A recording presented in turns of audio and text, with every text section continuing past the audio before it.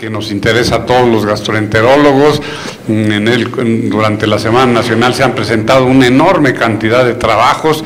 Estoy seguro que la capacidad de la doctora nos va a poner las cosas un poquito más claras, saber qué hacen ahí en España y cuáles son los avances, que es su tema, en el tratamiento del estreñimiento. Doctora, la escuchamos con mucha atención. Muchas gracias, doctor Santoyo, y nuevamente gracias por la invitación. La verdad es que a lo largo de esta semana todos nos hemos vuelto unos expertos y hemos repasado hasta el cansancio el estreñimiento, los métodos diagnósticos. Yo creo que a los que nos gusta tanto la neurogastroenterología, de verdad estamos invitándoles que queremos compartir el gusto de ella.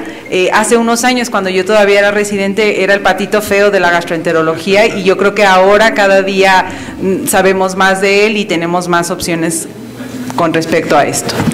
Bueno, yo les voy a hablar del estreñimiento funcional, que evidentemente es aquel en el que ya hemos descartado una patología orgánica, donde ya sabemos que el paciente no tiene un cáncer de colon que le dé síntomas de obstrucción, que se diagnostica en base a los criterios de Roma 4, que para decir que tiene un estreñimiento funcional hay que tener 2 o más factores de los siguientes: en un 25% al menos de las deposiciones, ya sea un esfuerzo defecatorio, heces duras o aterronadas, sensación de evacuación incompleta, sensación de evacuación o bloqueo, maniobras de digitalización que faciliten la evacuación y menos de 3 deposiciones por semana.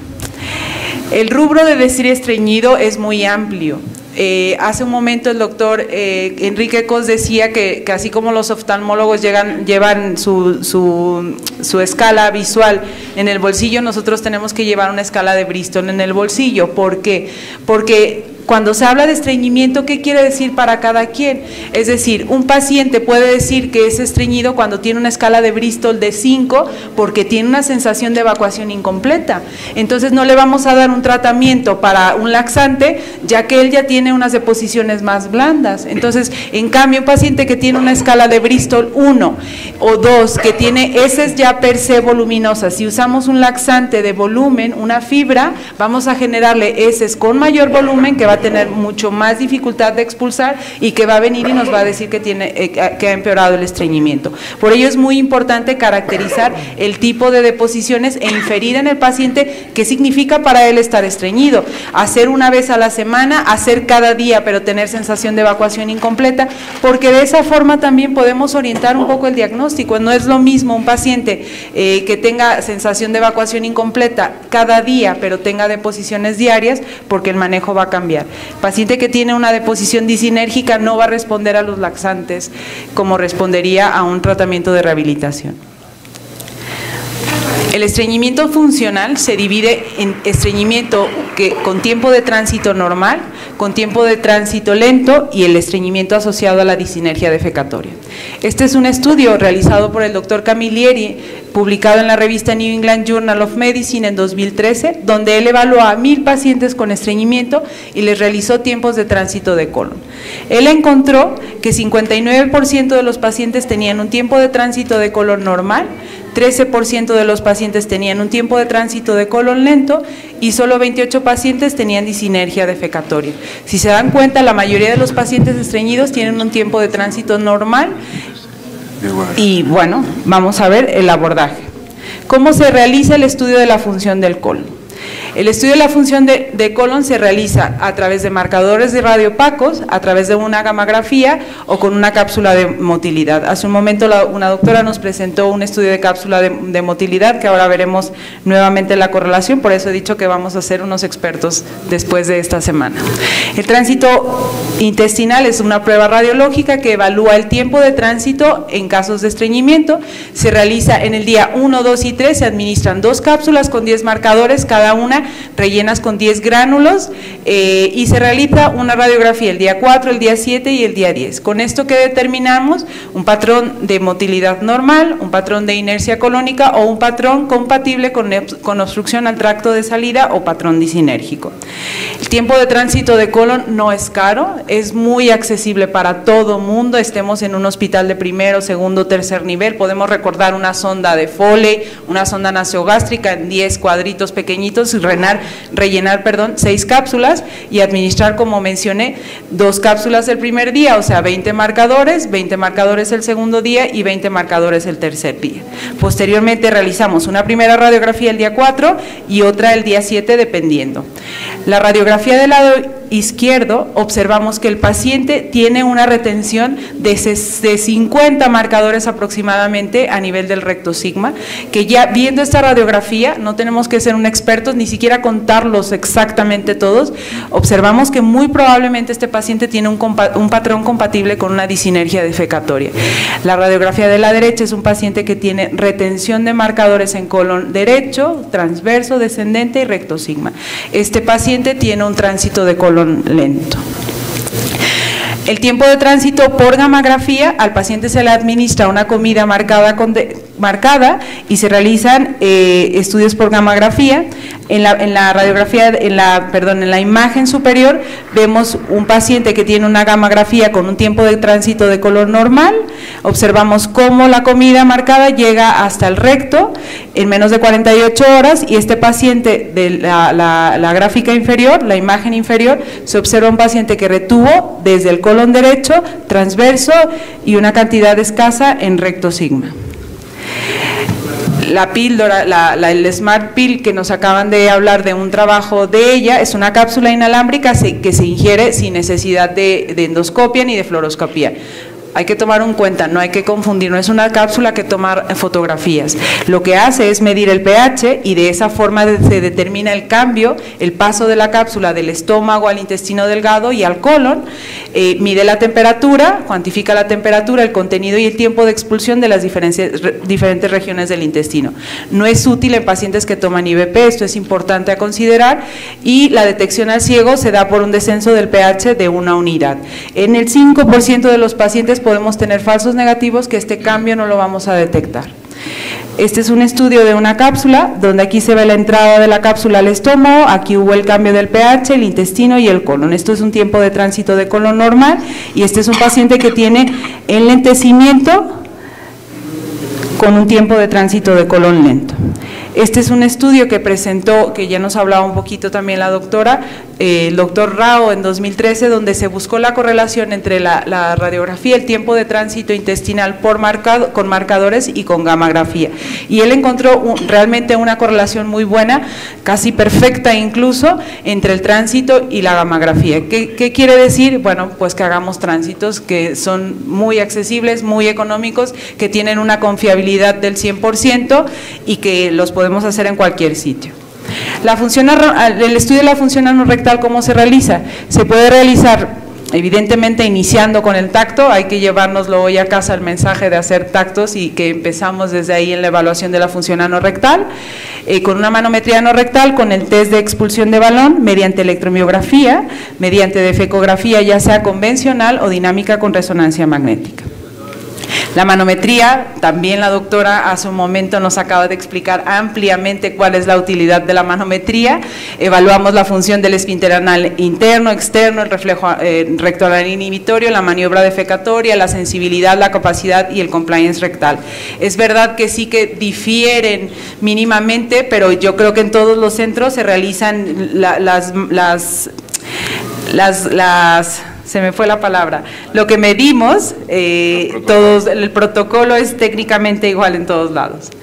Hemos avanzado, en la actualidad sí que tenemos avances con respecto a la manometría anorrectal. Esta es una manometría, convencional, donde observábamos el squeeze del paciente sin gráfico, en un esquema gráfico, donde medíamos los milímetros, la presión en milímetros de mercurio, y aquí la manometría de alta resolución, como sabemos, tiene un código de colores que salta a la vista. Es muy impresionante ver una manometría de alta resolución. ¿Por qué? Pues porque con el código de colores ya inferimos, y ni siquiera sentarnos a complicarnos demasiado la vida, ya podemos agobiarnos o preocuparnos cuando estamos haciendo, no sé, una deglución o un paciente con incontinencia que vemos un esfínter débil, o un paciente en esófago hablando que tiene un esófago hipercontráctil, visualmente llama la atención. Eso nos da a recordar que los colores azules tienen presiones más bajas, que los colores magenta, los colores cálidos, el frío está abajo, el calor está arriba, hablan de presiones más altas. Y bueno, la manometría de alta definición, que es un gran avance, que no todo mundo lo tiene, que es todavía poco accesible para todo mundo, pero que tiene la ventaja de darnos un patrón topográfico, además del patrón de funcionalidad. ¿Qué vemos en la manometría no rectal? Determinamos si existe un patrón de disinergia defecatoria. La disinergia, la defecación disinergia, se caracteriza por alteración en la evacuación rectal, con un deterioro en la fuerza de propulsión rectal, con aumento en la resistencia a la evacuación, que nos lleva a una contracción anal paradójica. Esta es una manometría convencional donde vemos que cuando el paciente hace una maniobra defecatoria hay un aumento de la contracción del canal anal en todos los canales, valga la redundancia, y esta es una imagen vista por alta resolución donde observamos el incremento en la presión rectal asociado a un incremento en la presión anal. Esto es lo que sería una maniobra defecatoria normal, donde aumenta ligeramente la presión rectal y relaja el esfínter anal durante la maniobra defecatoria. Y este es el patrón contrario. El doctor José María, ¿no? El doctor Cos nos explicó hace un momento también los patrones de disinergia defecatoria. Este es un patrón normal y los patrones 1 y 3 se asocian a una contracción paradójica, y los patrones 3 y 4 o pacientes que no tienen buen pujo. ¿Por qué se produce la disinergia defecatoria? No todos tenemos disinergia defecatoria, ni todos los pacientes con estreñimiento van a tener disinergia defecatoria. Se dice que es una distorsión en el aprendizaje. ¿Por qué? No se sabe si inicialmente en el origen el paciente es un gran estreñido que a medida que intenta evacuar hace grandes esfuerzos abdominales que terminan por haciendo una contracción paradójica del esfínter anal externo. Pregunten a un paciente y lo que hace es intentar esta sensación de evacuación incompleta haciendo pujos con el abdomen muy grande, y lo que termina es haciendo es una contracción del esfínter anal. ¿Cómo más se evalúa la función anorrectal? Con estudios de defecografía, donde aquí podemos, además de la evaluación clínica, ver cómo el paciente, cuando se le pide que haga la maniobra defecatoria, durante el estudio se observa una protrusión de la pared anterior del recto que genera un saco durante el esfuerzo y durante la evacuación. Esto es un rectocele. Hay una publicación reciente donde preguntaban si se podría, con las medidas del gas rectal, incrementar el entendimiento del estreñimiento crónico. Ellos hicieron estudios con tomografía computada, donde 63 pacientes con estreñimiento asociado a disinergia se evaluaron y 18 con estreñimiento asociado a tránsito lento, e hicieron mediciones del gas con tomografía. Nosotros en Vallebrón tenemos un estudio, un programa que hace reconstrucción. Yo lo que hice fue tomar un paciente con estreñimiento de tránsito lento y tomar un paciente con defecación disinergia y medir la cantidad de gas a nivel rectal. Este paciente del lado derecho tiene una defecación disinérgica donde se observa más retención de gas a nivel de la ampolla rectal. Lo que está en color verde es todo el gas intestinal. El programa no detecta heces, solo detecta gas a nivel del colon, de intestino delgado. Entonces nosotros cuantificamos con este programa las burbujas de gas y medimos. Entonces, ellos vieron en este estudio que el estreñimiento se asociaba a una dificultad expulsiva, a un incremento en el gas rectal, y el estreñimiento de tránsito normal tenía un gas rectal normal. Era una interrogante, solo es una hipótesis que hay, y bueno, hay que hacer más estudios de esto. Por lo tanto, ¿qué tenemos en la fisiopatología? Tenemos que podemos tener pacientes con tránsito lento que tienen tránsito de colon enlentecido con una maniobra defecatoria normal. Pacientes con disinergia que tienen un tránsito de colon normal y una maniobra defecatoria anormal. Pacientes con tránsito lento y una maniobra de una defecación disinérgica, y pacientes que tienen tránsito normal y maniobra defecatoria normal. Esas son las posibles combinaciones. ¿Qué vamos a hacer con esto y con respecto al tratamiento? Vamos a utilizar medicamentos que aumenten el volumen de las heces, o medicamentos que disminuyan la consistencia o medicamentos que aumenten la contractilidad del colon, dependiendo. Nosotros hasta hace 5 años aproximadamente teníamos toda esta escala de posibilidades de tratamiento, modificaciones en el estilo de vida, suplementos de fibra, lubricantes, osmóticos, estimulantes, y hasta hace poco tenemos a mano este grupo nuevo de medicamentos, secretagogos y procinéticos, y vamos a hablar de cada uno de ellos un poquito. ¿Qué hay de las modificaciones en el estilo de vida que hablamos tanto? En los últimos 40 años ha pasado de moda la fibra. Se dan cuenta todos los estudios que se hacían hasta hace 20 años con fibra, luego vinieron los probióticos y ahora estamos con la dieta FODMAP. ¿En dónde estamos? No tenemos no hay una dieta, no hay una medida tajante para el paciente estreñido. Hay que adecuar la dieta a cada paciente, hay que valorar que el paciente que viene con estreñimiento probablemente ya dejó de comer muchas cosas, ya dejó de comer gluten, ya dejó de tomar lactosa, hay que explicarle que la dieta sin gluten no es adecuada, que es una dieta que no es sana si no es un paciente con enfermedad celíaca, que tiene más productos químicos, que puede tener más intolerancia, que si es un paciente que en la televisión dice que coma fibra, pero nos damos cuenta que son fibras insolubles, van a empeorar el estreñimiento. Entonces, las fibras solubles son la primera medida, hay que darles frutas, verduras, aumentar la ingesta de agua. La dieta FODMAP ha demostrado beneficio. El problema de esto, bueno, es una dieta que es más ahora, el beneficio es más para síndrome de intestino irritable, es una dieta difícil de llevar y que en algunos estudios incluso ha demostrado por la baja ingesta de fibra, que empeora el estreñimiento en este caso. Entonces, no hay una cosa escrita y tajante con respecto a la dieta. Adecuar a cada paciente, hablar con él, darle medidas higiénico-dietéticas que han demostrado que si personalmente le explicas al paciente cosas que pueden ser mejor o peor, van a mejorar el hábito defecatorio. ¿Qué hay con respecto al ejercicio, a la actividad física? Este es un estudio donde se evaluaron 42 pacientes randomizados en 2 grupos. El primer grupo hizo ejercicio durante 12 semanas y el segundo grupo al principio no hizo ejercicio y empezó a hacer ejercicio hasta la semana 12. ¿Qué observaron ellos? Que no hubo, el objetivo de clinical outcome de primary fue aumentar el número de deposiciones en el grupo que hacía actividad física y no se logró. No hubo una diferencia estadísticamente significativa en ambos grupos, ni en los que hacían actividad física. La actividad física que proponían fue 30, el grupo que desde el principio hizo ejercicio, 30 minutos de caminata diaria y 11 minutos de actividad física en casa, con ciertos ejercicios programados. Pero sí se observó que hubo, con respecto a los criterios de Roma, una mejoría significativa en el puntaje de criterios de Roma que inicialmente cumplían todos los pacientes, fueron perdiendo criterios, que tuvieron mejoría en la sensación de evacuación incompleta, mejoría en la sensación de peso rectal y además hubo mejoría en el tiempo de tránsito de colon en ambos grupos. El primer grupo al principio no realizó ejercicio, pero a las 12 semanas se igualaron los grupos y en ambos grupos había actividad física. Entonces, bueno, aunque probablemente no vamos a mejorar, bueno, con este estudio que es el número de deposiciones, aumentar el número de deposiciones por semana, vamos a mejorar los criterios de Roma y vamos a aumentar a mejorar el tiempo de tránsito de colon. ¿Qué hay con los suplementos de fibra? Bueno, hay muchos suplementos, también ya nos presentaban un suplemento de fibra nuevo.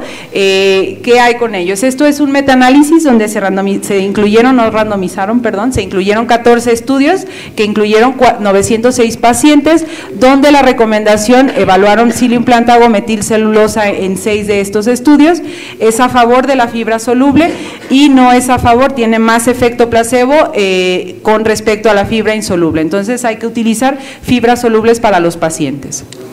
¿Qué hay con respecto a los lubricantes? Los lubricantes o emolientes son fármacos que se administran más en los niños, se usan más en pacientes que tienen dolor anal asociado a una fisura, que lubrica la materia fecal, tienen mucho riesgo de dar heces con grasa y en los niños, por ejemplo, de dar broncoaspiraciones. Entonces hay que tener mucho cuidado, es sintomático plenamente. Pero bueno, ahí está. Los laxantes osmóticos son sustancias no absorbibles que crean un gradiente osmótico favoreciendo la secreción luminal de líquidos en el intestino, y entre ellos, por ejemplo, tenemos lactulosa y polietilenglicol. La magnesia es una sal no absorbible que retiene agua. Cuando usamos magnesia, cuando queremos conseguir deposiciones rápidas, en menos de 6 horas o así, se recomienda más el uso de magnesia. La lactulosa y el polietilenglicol tardan más. Tenemos muchos preparados comerciales. Los efectos colaterales de los osmóticos se asocian a hipertensión arterial, edemas, distensión abdominal por lactulosa, dolor abdominal en los estimulantes y el riesgo del colon catártico por el uso prolongado de estimulantes, que ahora hablaremos de ellos. Este es un estudio donde se publicó en 2011 en UNGAD, que también es un metaanálisis que evalúa 8 laxantes osmóticos y estimulantes. Los primeros 6 son osmóticos, 5 en realidad hablan de polietilenglicol y 1 de lactulosa. Ellos dicen que es mucho mejor usar polietilenglicol que lactulosa con respecto a la respuesta. Aquí hay 2 estudios hechos por el mismo autor. La diferencia es que este fue multicéntrico, este fue nacional y este fue multicéntrico, donde casi se incluyeron 500 pacientes, y se evalúa en este estudio la respuesta a largo plazo, hasta los 6 meses con el tratamiento con polietilenglicol, que fue buena, mantenida y con pocos efectos colaterales. En los últimos 2 estudios que se incluyeron en este metaanálisis hablan de que el efecto del bisacodil y del picosulfato de sodio son buenos para tratar el estreñimiento. Con respecto a placebo tiene una respuesta significativa, pero ojo, no se recomienda por más de 4 semanas por el riesgo de atonía colónica que podemos ocasionar. Esta es la gráfica derivada de estos estudios, donde se observa francamente una respuesta significativa más a favor de los laxantes, estimulantes y osmóticos que el placebo. El último grupo de medicamentos que tenemos son los secretagogos, linaclotida y lubiprostone. Linaclotida es un agonista de la guanilato ciclasa, que lo que hace es aumenta la secreción de sodio en el enterocito, y lubiprostone, que actúa selectivamente activando los canales tipo 2 de cloro y permite un incremento en el cloro y en la secreción de sodio. Están en el mercado, solo tengo la duda de si el doctor me comentó que ya estaba autorizado en México el uso del lubiprostone, pero no sé si ya está en el mercado como tal. Ya mero viene. En noviembre, vale, a finales. Ya mero viene. Ya mero viene, de acuerdo. Lubiprostone en España no está comercializado, en México está comercializado prucalopride y linaclotide. Amiticia será el nombre, igual que en Estados Unidos, 8-24 miligramos, y Moviprost tampoco existe aquí en México.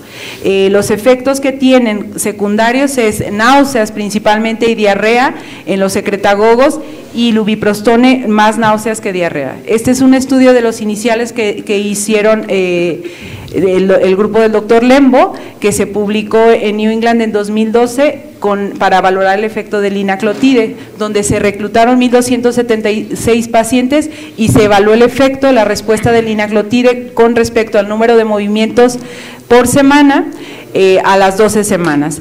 Estos 2 grupos tienen las mismas características en la metodología. En el Trial 303 y en el 01 no hay diferencia metodológica, donde se observa una respuesta significativa. Solo al final de las 12 semanas, esta es la única diferencia, el segundo grupo, el Trial 01, se volvió a randomizar para saber si la respuesta en la mejoría de los síntomas, en el número de deposiciones, se seguía manteniendo. Aquí, ¿qué cabía de duda? Que el paciente, una vez que terminara el tratamiento con linaclotide, no fuese a empeorar el número de deposiciones que tenía en el inicio. Entonces, en la re-randomización se vio que la respuesta fue igual, que los pacientes tratados con linaclotide 145 y 290 microgramos mantuvieron una respuesta, y que el grupo que había antes tomado tratamiento con linaclotide no empeoró el número de movimientos intestinales por semana una vez que suspendió el tratamiento, que es seguro por tratamiento hasta por 12 semanas. Este es otro estudio, este es más reciente, de 2015, donde se evalúa también la respuesta al linaclotide a dosis de 145 y 290 microgramos, comparado con placebo, donde se ve una respuesta significativa no demasiado grande, pero hay una respuesta comparada con placebo. Este es otro estudio randomizado multicéntrico doble ciego donde se incluyeron 242 pacientes tratados con lubiprostone 24 microgramos comparados contra placebo. Ellos evaluaron los efectos colaterales también, se vio que hay una respuesta significativa comparativamente el grupo tratado de lubiprostone contra placebo y que el efecto colateral más importante fue la náusea. Y la efectividad del lubiprostone a largo plazo está valorada en este estudio hasta por 48 semanas, publicado en 2011, es un estudio abierto prospectivo. En este caso el paciente, si notaba mejoría, podía disminuir la dosis y querían evaluar si no había alteraciones bioquímicas. 248 pacientes iniciaron el estudio, solo 151 lo completaron y 48 semanas de tratamiento el medicamento fue tolerado y si se fijan, la respuesta se mantuvo a lo largo de las 48 semanas, aquí es cuando terminó el estudio, también evaluaron evidentemente la respuesta a la distensión abdominal y al dolor. Plenacatide es un medicamento que está en fase 3, es un agonista de la guanilato ciclasa también, que actúa con la producción cíclica del monofosfato de guanosina, estimulando la secreción de agua y bicarbonato e incrementando el líquido intraluminal y estimulando el tránsito de colon. Tiene una evolución muy larga, ya casi tiene 10 años en que se empezaron a hacer los primeros estudios, fase 1, fase 2, pero por fin ahora en 2017 hay 2 estudios fase 3 que están completados, que son multicéntricos, comparando en 1.337 pacientes el uso de plenacatide comparativamente contra placebo, tuvo una respuesta en porcentaje de mejoría en movimientos por semana de 21% contra 10% con respecto a placebo, y en el estudio 03 se incluyeron 1.247 pacientes que el porcentaje de mejoría se fue de 20% comparado contra placebo. El tratamiento, el estudio se llevó a cabo por 22 semanas, los efectos colaterales fueron similares en ambos grupos y que ellos dicen que dosis de 6 miligramos se asocian más con diarrea. Tenapanor es un medicamento que inhibe el intercambio de sodio e hidrógeno localizado en la membrana de los enterocitos, usado también en pacientes con insuficiencia renal porque disminuye la absorción de sodio y fósforo. El mecanismo de acción es un inhibidor selectivo, bloquea selectivamente el intercambio de sodio a nivel del enterocito. Este es un estudio que apenas es fase 2, publicado en 2015, donde es multicéntrico, se incluyen 356 pacientes que se les administró tratamiento 12 semanas. Un grupo se randomizó con placebo, un grupo con 5 miligramos de tenapanor, 20 miligramos y 50 miligramos. Y se observa que el grupo, especialmente el grupo tratado con 50 miligramos, que fue la dosis más alta, tuvo una respuesta muy significativamente comparado contra placebo, que solamente respondieron 33% de los pacientes. Los procinéticos, que también tenemos en México, prucalopride, es un agonista de la serotonina, de los receptores 5-HT con acción procinética. Este es un estudio randomizado de 2.848 pacientes que a un grupo se administró prucalopride 2 miligramos y se comparó contra placebo. Aquí se observa que la dosis hasta las 12 semanas, la respuesta con prucalopride fue mejor comparada con placebo. Y otro procinético que también está en fase 2B de estudio es un análogo sintético de la grenina que incrementa los niveles de hormona de crecimiento y acelera el vaciamiento gástrico, que también se está probando como procinético en pacientes que tienen gastroparesia. Aquí se observa que el grupo tratado con relamorenina mejora significativamente el número de movimientos y que además el inicio de acción del medicamento es muy rápido. En las primeras horas llega a un pico de absorción y que la respuesta es muy rápida. Los pacientes que tienen tratamiento, una disinergia defecatoria y que por eso tienen estreñimiento, la respuesta a los laxantes no va a ser tan buena si no se hace una terapia de reeducación. Recordar que cuando el contenido fecal llega al canal anal, si no hay una buena coordinación entre el esfínter anal interno y el esfínter anal externo, que no hay una apertura cuando le mandas la orden de relajar y que se altera, los pacientes que tienen estreñimiento, que inhiben el tenesmo, que tienen el deseo de evacuar, pero lo que decía hace un momento el doctor Cos, no tenemos el baño adecuado, estamos en la casa de la tía y cómo vamos a ir al baño adecuadamente. Entonces inhibes, vas haciendo retención fecal, vas haciendo megarrectos, vas haciendo mecanismos de defensa que finalmente se tornan en contraproducentes y en hacer una maniobra defecatoria incorrecta. Este es un ejemplo de un paciente que tenía una manometría anorrectal con una contracción paradójica y donde después del tratamiento con biofeedback se observa una relajación. Este es un estudio donde 90 pacientes que no habían respondido a tratamiento con fibra soluble y que se administraron supositorios y no respondían, se randomizaron y se evaluó la respuesta a 6 meses, donde se observó una franca mejoría en los pacientes tratados con biofeedback a diferencia del grupo tratado con polietilenglicol.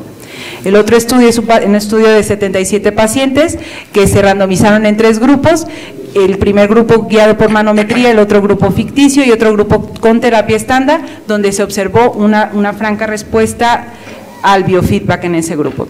Las últimas 4 diapositivas las quiero aprovechar para explicar este gran problema que tenemos ahora, que es el estreñimiento asociado por mórficos. En 1980 el doctor Jick publicó una carta en New England Journal of Medicine que decía que pacientes hospitalizados que consumían analgésicos opioides no tenían ningún riesgo de hacer adicción.